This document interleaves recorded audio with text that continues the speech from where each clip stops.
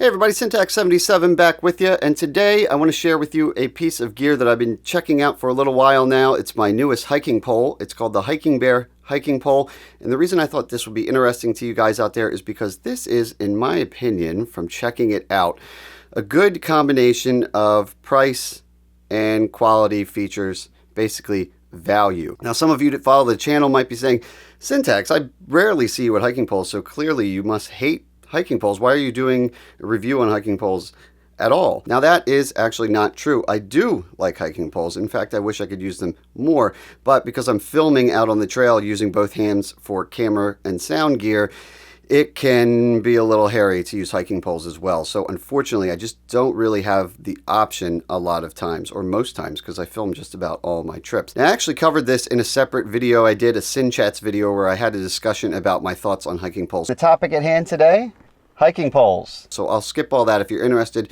you can check it out up here. It's all my kind of thoughts and philosophy on hiking poles and why I do think they're a good thing, but why you might not see me using them all the time. But for the sake of brevity, we're going to skip over all that and just get into checking out these poles. Now, to put things in perspective, we're not just going to look at these poles for this video. I also want to use some other poles for comparison. And when it comes to hiking poles, there really is a wide spectrum. You can go with the cheap and ubiquitous pole, something like that, all the way up to an ultra fancy and yet some would say ultra expensive pole, something similar to these Ultra Mountain FL poles that I purchased here. I'm afraid that's more than I care to spend.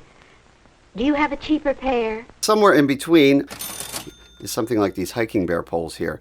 You spend a little bit more than this guy, but a whole lot less than this guy, and I think the blend is pretty good for a lot of people's uses out there, depending on your needs and wants. So first things first, these poles here, I have two sets, my wife and I do, and they are the first hiking poles we ever bought. They're around your standard, there's several brands, these are Suisse Gear, but there's other ones very similar to it. They are the twisting style hiking poles. 3 sections expand out to make this up to around 53 inches. It weighs around 11.5 ounces. So 23 ounces for the pair, and they're only around $30 a pair. What ended up happening to these, and I've read it's happened to a lot of hikers out there, pretty common, is because of the twist lock design on these guys. See how I twist and then expand? And I got my marks on there for various lengths. And then I twist again to lock it in. They fail. For me, I found that after 1 year, between 1 and 2 years, the locking mechanism would fail. My wife and I both had these, so we had a total of 4 of these poles. I don't have the ones that completely failed because I discarded them.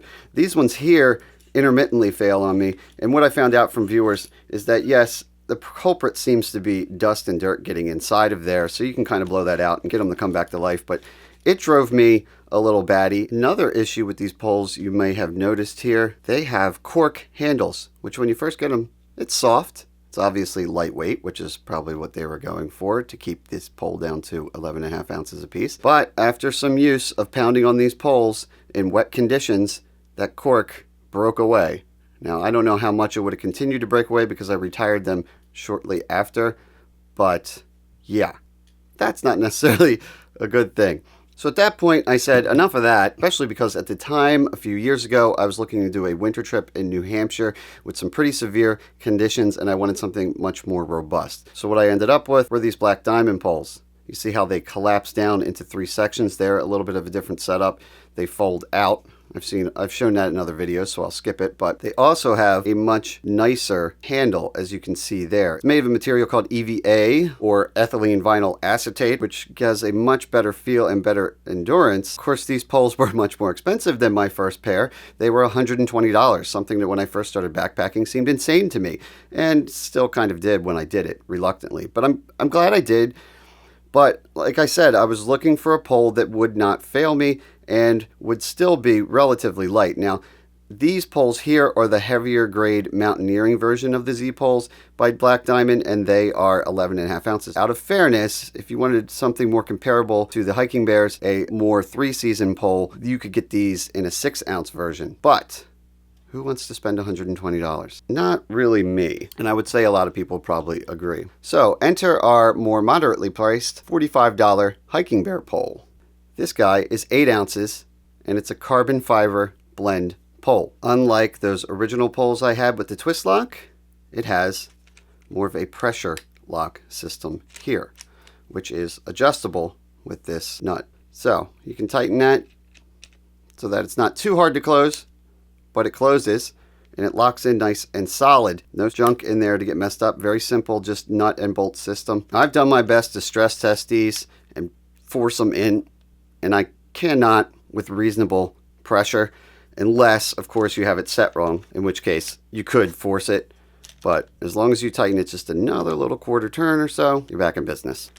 Clips really quick, no twisting, so it's actually a bit faster because pretty much just clipping it on and off, and then the pole will expand. It's got those gradation marks in there, which is pretty standard fare, but a nice thing to have because you'll find your preference of where you like your pole at, and you'll quickly, when you take this off your pack, go to that setting. As you can see written there, carbon 50%, and apparently the other 50% is sunshine and happiness.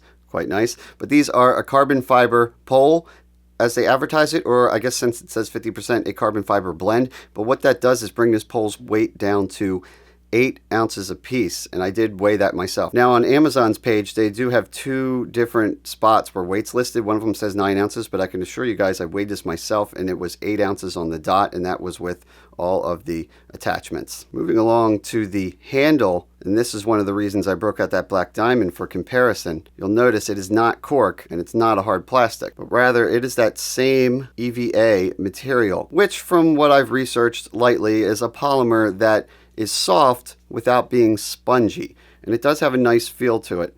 It's kind of grippy but not rough, and feels much better in the hand than cork does. Down at the end is a strap. Now I did have straps on my original cheapy poles, but the straps on there, well, actually let's just show it. It's more of just your standard kind of nylon strap. Right? That's fine. It works. It keeps it on your hand. But the HikingBear ones are sewn with this soft kind of felty material there.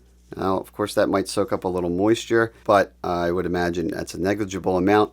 It is comfortable feeling when worn around the wrist, so that's kind of nice. And then, of course, you can adjust that quite simply just by pulling on the end there and tighten it up so you got your poles available. Of course, a $120 pole would have a more thicker version of that, but again, that is $80 more. Coming down to the end of the pole here, you'll see the snow basket, or at least that's what you typically would call it, is a snow basket, although this one is a little bit smaller than normal. This basket right here, it is removable if you're not in a snow or wet condition, but that can keep your pole from sinking into soft, kind of muddy ground, as well as, of course, snow. Now, for more serious snow, of course, you probably want a larger basket, but from what I've found on all 3 of these poles, they all have the same exact threading. The Black Diamond, the HikingBear, and that other budget brand. So I would say any snow basket that you find, whether you already have it on current poles or if you go online and buy replacement ones, you could slap on there and put whatever larger snow basket you want. But for me, that's fine because I'm just going to be actually most likely taking this off. And of course, I can't do that without taking off the tip here. So let's talk about that real quick. Pretty standard on all these hiking poles. And I a lot of times see people that don't even take these off. Maybe they don't realize it. But you have this tip here for more concrete or solid rock kind of situations. Pop it off, and underneath is a more penetrating sort of tip. This is what I usually hike with. It sinks into the ground better, gives you a good grip. If you're on solid rock or something, it's not going to do much for you. In that case, it's actually a little peeve of mine because you'll be hiking somewhere beautiful and there's these big long scrape marks in the ground. So that's when you could throw your tip back on. But for the most part, I just hike with that and I don't bother with the baskets. But that's all personal preference. Check out the length on these. Flush that up there on the end there.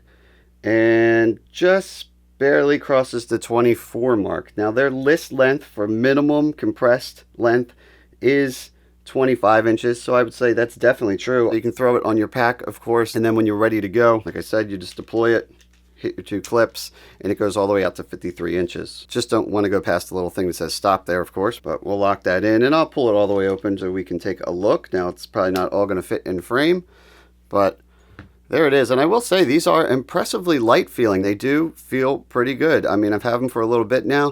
I've been trying to find stuff wrong with them. I don't see a whole lot considering the fairness of the fact that they are a very approachable. So I would say I'd have to give these guys a recommendation. If you're out there looking for a lightweight hiking pole that's reliable yet won't break the bank, I would say these are worth checking out. So there you have it. The HikingBear hiking pole. Till next time, I'm Syntax77, and you have fun out there.